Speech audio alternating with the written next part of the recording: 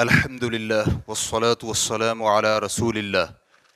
میقات پر پہنچی تو حالت حیض میں تھی اور احرام بھی نہ باندھا۔ سوال کیا گیا ہے، میں عمرہ کی ادائیگی کے لیے گئی اور جب میقات پر پہنچی تو حالت حیض میں تھی، لہٰذا میں نے احرام نہ باندھا اور مکہ میں ہی رہی۔ جب ماہواری ختم ہوئی تو مکہ سے ہی احرام باندھ لیا، تو کیا یہ عمل جائز ہے یا مجھے کیا کرنا چاہیے اور مجھ پر کیا واجب ہوتا ہے؟ الجواب بعون اللہ سبحانہ وتعالی۔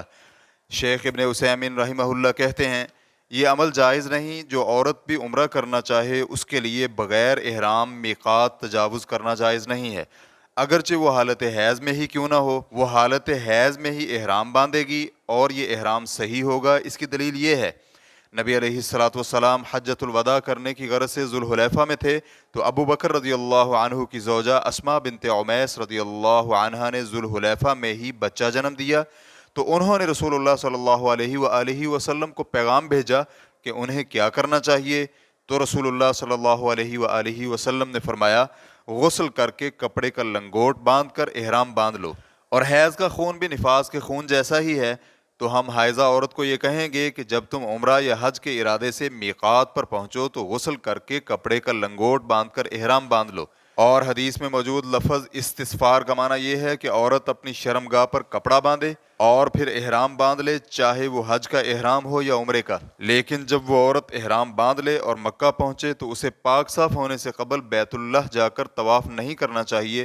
لہٰذا جب عائشہ رضی اللہ عنہا کو ماہواری آئی تو اسی لیے نبی علیہ السلام نے انہیں فرمایا تھا، جو کچھ حاجی کرتے ہیں تم بھی وہی اعمال کرو، لیکن پاک صاف ہونے سے قبل بیت اللہ کا طواف نہ کرنا۔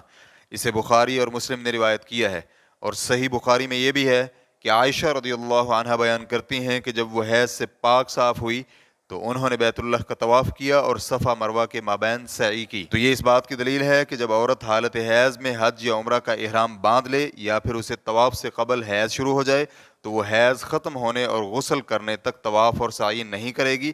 لیکن اگر اس نے حیض شروع ہونے سے قبل طواف کر لیا اور طواف کرنے کے بعد اسے حیض شروع ہوا تو وہ عمرہ جاری رکھے گی اور صفا اور مروہ کے مابین سعی کر لے گی، چاہے وہ حالت حیض میں ہی کیوں نہ ہو، اور سعی کے بعد اپنے سر کے بال کٹوا کر عمرہ سے فارغ ہو جائے گی، کیونکہ صفا اور مروہ کے مابین سعی کرنے کے لیے طہارت کی شرط نہیں ہے۔